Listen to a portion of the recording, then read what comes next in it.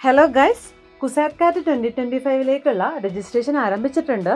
So അതിൽ എങ്ങനെയാണ് register ചെയ്യാന്ന് സ്റ്റെപ്പ് ബൈ സ്റ്റെപ്പായിട്ട് നമുക്കിവിടെ നോക്കാം. അതിൽ തന്നെ കോമൺ ആയിട്ട് വരാൻ പറ്റുന്ന മിസ്റ്റേക്സ്, അതേപോലെ കൺഫ്യൂഷൻസ് ഒക്കെ നമുക്കിവിടെ ഡിസ്കസ് ചെയ്യാം. So let's start.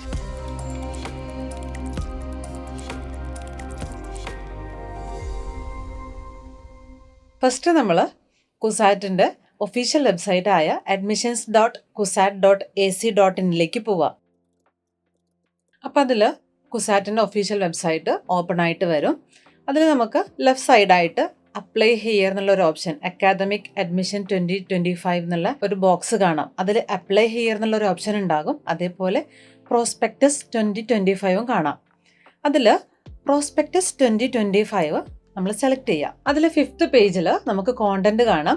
അതിൽ നമുക്ക് എന്തൊക്കെ കോഴ്സസ് ആണ് പ്രൊവൈഡ് ചെയ്യുന്നത്, ആ രീതിയിൽ പേജ് നമ്പറൊക്കെ നമുക്ക് കാണാം. അതിലേക്ക് നമുക്ക് പോവാം. ഫോർ എക്സാമ്പിൾ, നമുക്കിപ്പോൾ MSc ആണ് വേണ്ടത്. അപ്പോൾ MSc ആണെങ്കിൽ 62nd പേജാണ്. അത് നമുക്കവിടെ ജസ്റ്റ് ടൈപ്പ് ചെയ്ത് കൊടുത്താൽ മതിയാവും. ഇവിടെ നമുക്ക് മാസ്റ്റേഴ്സിൻ്റെ കോഴ്സ് എന്തൊക്കെയാണെന്ന് ലിസ്റ്റ് ഔട്ട് ചെയ്തിട്ടുണ്ട്. ജസ്റ്റ് നമുക്ക് അത് നോക്കി നോക്കാം. അതായത് നമുക്ക് ഫസ്റ്റ് MSc മാത്തമാറ്റിക്സ് ആണ്.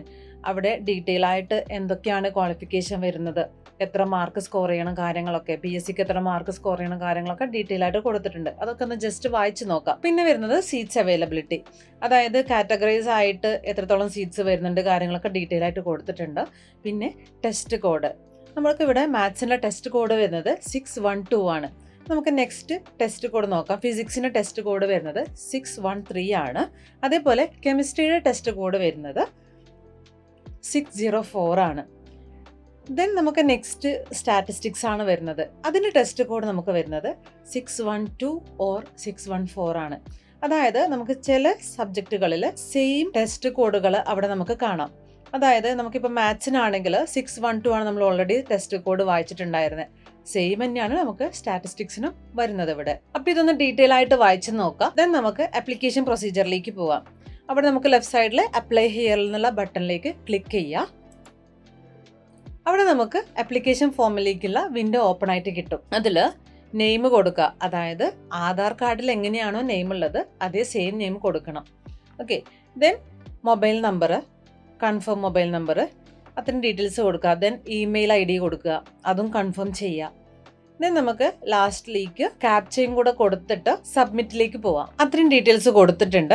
ദെൻ നമുക്ക് സബ്മിറ്റ് കൊടുക്കാം. നെക്സ്റ്റ് നമ്മൾ മെയിലേക്ക് പോയി കഴിഞ്ഞാൽ കുസാറ്റിൻ്റെ ഒരു മെയിൽ വന്നിട്ടുണ്ടാകും. അതൊന്ന് ഓപ്പൺ ചെയ്യുക. അതിൽ നമുക്കൊരു ലിങ്ക് വന്നിട്ടുണ്ടാകും. ആ ലിങ്കിലേക്ക് പോയി കഴിഞ്ഞാൽ your email ID and password activated successfully എന്ന് കാണിക്കും. ഓക്കെ. ദെൻ അവിടെ നമുക്ക് ലോഗിൻ കൊടുക്കാം. അപ്പം നമ്മൾ നേരത്തെ അപ്ഡേറ്റ് ചെയ്തിട്ടുണ്ടായിരുന്ന ലോഗിനും പാസ്വേഡും ഇവിടെ ഒന്ന് ടൈപ്പ് ചെയ്തിട്ട് ലോഗിൻ ചെയ്യാം. അപ്പം നമുക്ക് ഓപ്പൺ ആയിട്ട് വരാൻ ഇൻസ്ട്രക്ഷൻസ് ആണ്. അതിൽ സംതിങ് ഇൻസ്ട്രക്ഷൻസ് വരുന്നുണ്ട്. അതായത് നമ്മൾ അപ്ഡേറ്റഡ് വേർഷൻസ് തന്നെ ബ്രൗസർ യൂസ് ചെയ്യുക, അതേപോലെ ലാപ്ടോപ്പ് യൂസ് ചെയ്തിട്ട് ചെയ്യലാണ് ബെറ്റർ ഓപ്ഷൻ വരുന്നത്. അങ്ങനെ കുറച്ച് കാര്യങ്ങളുണ്ട്. അതേപോലെ നമ്മുടെ എക്സാം സെൻറ്റർ ചൂസ് ചെയ്യാൻ വേണ്ടിയിട്ടൊക്കെ വരുന്നുണ്ട്. അപ്പോൾ അതൊക്കെ കൃത്യമായിട്ട് വായിച്ച് നോക്കാം. സെൻറ്റേഴ്സൊക്കെ എവിടെയൊക്കെ ആണെന്നുള്ളത് കൃത്യമായിട്ട് നോക്കാം കേട്ടോ. ദെൻ നമുക്ക് സ്ക്രോൾ ഡൗൺ ചെയ്ത് പോയി കഴിഞ്ഞാൽ നമുക്ക് കണ്ടിന്യൂ ബട്ടൺ ഉണ്ടാകും. കണ്ടിന്യൂ ചെയ്ത് കഴിഞ്ഞാൽ നമുക്ക് നെക്സ്റ്റ് വരുന്നത് പേഴ്സണൽ ഡാറ്റയാണ്. പേഴ്സണൽ ഡാറ്റയിൽ കൃത്യമായിട്ട് നിങ്ങളുടെ പേര്, മദറിൻ്റെ പേര്, കാര്യങ്ങളൊക്കെ കൊടുക്കാം. ദെൻ ആധാർ നമ്പർ വളരെ ശ്രദ്ധിച്ചിട്ട് കൊടുക്കണം കേട്ടോ. ദെൻ നമുക്ക് പെർമനൻറ്റ് അഡ്രസ്സ് ഡീറ്റെയിൽ ആണ്. അതിൽ കൃത്യമായിട്ട് പെർമനൻറ്റ് അഡ്രസ്സ് കൊടുക്കുക. ദെൻ അതിൻ്റെ ലാസ്റ്റിലേക്കായിട്ട് ഒരു ചെക്ക് ബോക്സ് വരുന്നുണ്ടാവും. അതിൽ communication address is same as permanent address. അതിലേക്ക് ക്ലിക്ക് ചെയ്ത് കൊടുത്തു കഴിഞ്ഞാൽ നമ്മളുടെ പെർമനൻറ്റ് അഡ്രസ്സും കമ്മ്യൂണിക്കേഷൻ അഡ്രസ്സും സെയിം ആണെങ്കിൽ അങ്ങനെ ചെയ്താൽ മതിയാകും. അപ്പോൾ നമുക്ക് വീണ്ടും ടൈപ്പ് ചെയ്യേണ്ട കാര്യമില്ല. ദെൻ നമ്മുടെ സ്റ്റാറ്റസ് കേരളൈറ്റ് ആണോ, അങ്ങനത്തെ ഒരുപാട് കാര്യങ്ങളുണ്ട്. കാറ്റഗറി കാര്യങ്ങളൊക്കെ നമ്മൾ നോൺ ക്രീമി ലെയർ ഉണ്ടെങ്കിൽ അതൊക്കെ നമ്മൾ ഫില്ലപ്പ് ചെയ്ത് പോവുക. ദെൻ നമുക്ക് സേവ് ആൻഡ് കണ്ടിന്യൂ ചെയ്യാം. ദെൻ നമുക്ക് ഫോട്ടോ ആൻഡ് സിഗ്നേച്ചർ ഓപ്ഷനാണ് വരിക. അവിടെ നമ്മൾ ഫോട്ടോ അപ്ലോഡ് ചെയ്യുന്ന സമയത്ത് നമ്മൾ പ്രത്യേകം ശ്രദ്ധിക്കേണ്ടത് പാസ്പോർട്ട് സൈസ് ഫോട്ടോ ആയിരിക്കണം, വൈറ്റ് ബാക്ക്ഗ്രൗണ്ട് ആയിരിക്കണം. പിന്നെ അതിൻ്റെ സൈസ് വരുന്നത് 100 KB to 500 KBൻ്റെ ഇടയിലുള്ള സൈസ് ആയിരിക്കണം. പിന്നെ നമ്മുടെ അപ്ലോഡ് ചെയ്യുന്ന ഫോട്ടോൻ്റെ ഫോർമാറ്റ് വരുന്നത് .jpg ഓർ JPEG ആണ് കേട്ടോ. അതൊന്ന് ശ്രദ്ധിക്കണം. അതേപോലെ നമുക്ക് സിഗ്നേച്ചറിൻ്റെ കേസിലായാലും നമ്മൾ ഒരു വൈറ്റ് പേപ്പറിൽ സൈൻ ചെയ്തിട്ടായിരിക്കണം ഫോട്ടോ എടുക്കേണ്ടത്. അതിന് സൈസ് ഫോർമാറ്റ് ഉണ്ട്. അതായത് 10 KB അതേപോലെ 100 KB ഇടയിലായിരിക്കണം. അതേപോലെ സെയിം ഫോർമാറ്റ് വരുന്നത് .jpg ഓർ .jpeg ആണ് വരുന്നത് കേട്ടോ. അപ്പോൾ നമ്മുടെ ഫോട്ടോയും അതേപോലെ സിഗ്നേച്ചറും ഫയലിന് ചൂസ് ചെയ്യുക. ദെൻ അപ്ലോഡ് ബട്ടണിലേക്ക് ക്ലിക്ക് ചെയ്യുക. അപ്പോൾ നമുക്ക് രണ്ടും സക്സസ് എന്നുള്ള ഒരു മെസ്സേജ് വരും. ദെൻ നമുക്ക് അത് സേവ് ആൻഡ് കണ്ടിന്യൂയിലേക്ക് പോവാം. Next window program selection window ആണ്. അതിൽ നമ്മൾ ഓൾറെഡി പഠിച്ചുകൊണ്ടിരിക്കുന്ന ഇൻസ്റ്റിറ്റ്യൂഷൻ്റെ പേരും അതേപോലെ യൂണിവേഴ്സിറ്റി ഏതാണോ അതും നമ്മൾ കൊടുക്കുക. ദെൻ സ്റ്റേറ്റ് സെലക്ട് ചെയ്യാം. ദെൻ നമുക്ക് പ്രോഗ്രാം ചൂസ് ചെയ്യാം. അതായത് നമുക്കിവിടെ പോസ്റ്റ് ഗ്രാജുവേറ്റ് പ്രോഗ്രാം ആണെങ്കിൽ അത് സെലക്ട് ചെയ്യാം. ദെൻ PG പ്രോഗ്രാം സെലക്ഷൻ ആണ്. അവിടെ നമുക്ക് test centre available inside Kerala and in Bangalore, New Delhi and Nagercoil ഇത്രയാണ് വരുന്നത്. എഡ്യൂക്കേഷനും ക്വാളിഫിക്കേഷനാണ് വരുന്നത്. Have you studied mathematics in graduate or +2 level. അവിടെ നമുക്ക് യെസ് കൊടുക്കാം. ദെൻ നമുക്ക് നമ്മുടെ ക്വാളിഫിക്കേഷൻ ചൂസ് ചെയ്യാം. നമ്മുടെ പ്രീവിയസ് ക്വാളിഫിക്കേഷൻ BSc ഫിസിക്സ് ആണെങ്കിൽ BSc ഫിസിക്സ് ചൂസ് ചെയ്യാം. ദെൻ അവിടെ നമുക്ക് MSc ഏതൊക്കെ നമുക്ക് ചൂസ് ചെയ്യാം എന്നുള്ളത് നമുക്ക് ചൂസ് ചെയ്യാൻ പറ്റും. അതിൽ നമുക്ക് MSc ഫിസിക്സ് ആഡ് പ്രോഗ്രാമിലേക്ക് കൊടുക്കുക.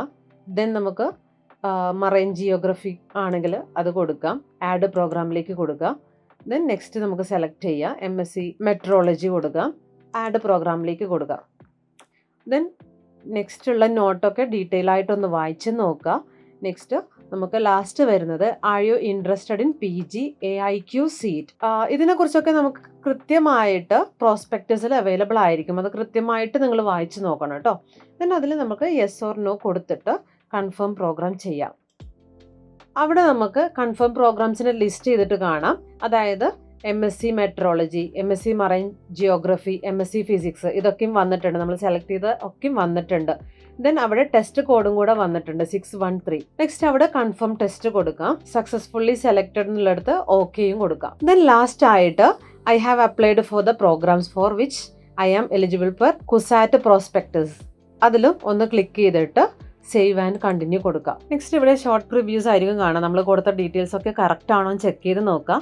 അതിൽ ലാസ്റ്റിലേക്ക് പോകുമ്പോൾ അവിടെ കുറേ ചെക്ക് ബോക്സ് ഉണ്ടാകും. അതൊക്കെ ഒന്ന് വായിച്ച് നോക്കിയിട്ട് ചെക്ക് ബോക്സ് ഒക്കെ ടിക്ക് ചെയ്ത് കൊടുക്കാം. Then confirm and proceed to പേയ്മെൻറ്റിലേക്ക് പോയി കഴിഞ്ഞാൽ നമുക്ക് വെരിഫൈ ചെയ്യാൻ പറ്റും. അത് ഓക്കെ കൊടുക്കാം. ദെൻ ഫീസ് സ്ട്രക്ചറും കൂടെ നമുക്ക് പേയ്മെൻറ്റ് ചെയ്യാം. ഇവിടെ 1500 രൂപയാണ് നമുക്ക് ഫീസ് വരുന്നത്. പേയ്മെൻറ്റ് ഓപ്ഷനിലേക്ക് ക്ലിക്ക് ചെയ്ത് കഴിഞ്ഞാൽ നമുക്ക് പേയ്മെൻറ്റ് വിൻഡോ ഓപ്പൺ ആയി കിട്ടും. അതിൽ നമുക്ക് കാർഡ് ഓപ്ഷൻ ഉണ്ട്, അതേപോലെ നെറ്റ് ബാങ്കിങ് ഓപ്ഷൻ ഉണ്ട്, അതേപോലെ നമുക്ക് UPI ഓപ്ഷനും വരുന്നുണ്ട്. അപ്പോൾ നമുക്ക് ഏതാണെന്ന് വെച്ചാൽ ചൂസ് ചെയ്തിട്ട് നമുക്ക് പേയ്മെൻറ്റ് കംപ്ലീറ്റ് ചെയ്യാം. അപ്പോൾ പേയ്മെൻറ്റ് ചെയ്ത് കഴിഞ്ഞാൽ അവിടെ രജിസ്ട്രേഷൻ കഴിഞ്ഞിട്ടുണ്ടാകും. അപ്പോൾ നിങ്ങൾക്ക് സക്സസ്ഫുള്ളി കംപ്ലീറ്റഡ് എന്നുള്ള ഒരു മെസ്സേജ് വന്നിട്ടുണ്ടാകും കേട്ടോ. പേയ്മെൻറ്റ് കഴിഞ്ഞാൽ പിന്നെ നമുക്ക് വരുന്നത് സെൻറ്റർ സെലക്ഷൻ ആണ്. സെൻറ്റർ സെലക്ഷൻ ചെയ്ത് കഴിഞ്ഞിട്ട് ദെൻ നമുക്ക് ആപ്ലിക്കേഷൻ ഫിനിഷ് ചെയ്യാം.